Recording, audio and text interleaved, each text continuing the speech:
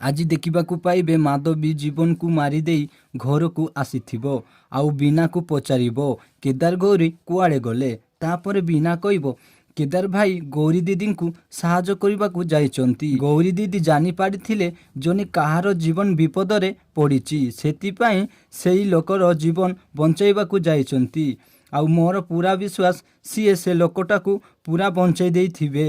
ଆଉ ଯିଏ ଲୋକ ତାକୁ ମାରିବାକୁ ଚାହୁଁଥିଲା ତାକୁ ବି ନିଶ୍ଚୟ ଦଣ୍ଡ ଦେଇଥିବେ। ଏହି କଥା ଶୁଣି ମାଧବୀ ପୁରାପୁରି ଆଶ୍ଚର୍ଯ୍ୟ ହେଇଯିବ। ଆଉ କହୁଥିବ ହଁ ଗୌରୀ ତ ସେଠି ଯାଇଥିଲା, କିନ୍ତୁ ମୋ ଭାଇ ବି ତା କାମ ସାରି ଦେଇଥିବ। ଏମିତି କହି ବିକୁ ପାଖରେ ଫୋନ୍ କରିବ ଆଉ କହିବ କୋଉଠି ଅଛୁ, ସେ ଜୀବନ କୋଉଠି ଅଛି। ତାପରେ ବିକୁ କହିବ ଦିଦି ମୁଁ ଘର ବାହାରେ ପହଞ୍ଚିଲିନି, ଆଉ ସେ ଜୀବନ ଉପରକୁ ଚାଲି ସାରିଲାନି।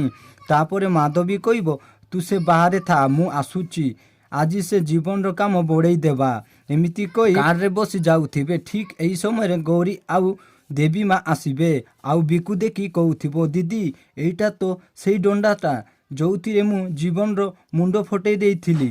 ତାପରେ ମାଧବୀ ଗାଡ଼ି ଷ୍ଟାର୍ଟ କରିବ ଆଉ କହିବ ଆଜି ଏ ଗୌରୀର କାମ ବଢ଼େଇ ଦେବି। ଏମିତି କହି ଗାଡ଼ିକୁ ଗଡ଼ାଉଥିବ ଆଉ ପଛପଟୁ ଦେବୀ ମା ଗାଡ଼ିକୁ ଟେକି ଧରିଥିବେ। ତାପରେ ଗୌରୀ ଆସି ମାଧବୀ ଉପରେ ଆଟାକ୍ କରିଦେବେ। ତ ଦର୍ଶକ ବନ୍ଧୁ ଆଜି ବୋଲି କିଛି ସିନ୍ ଦେଖିବାକୁ ପାଇବେ।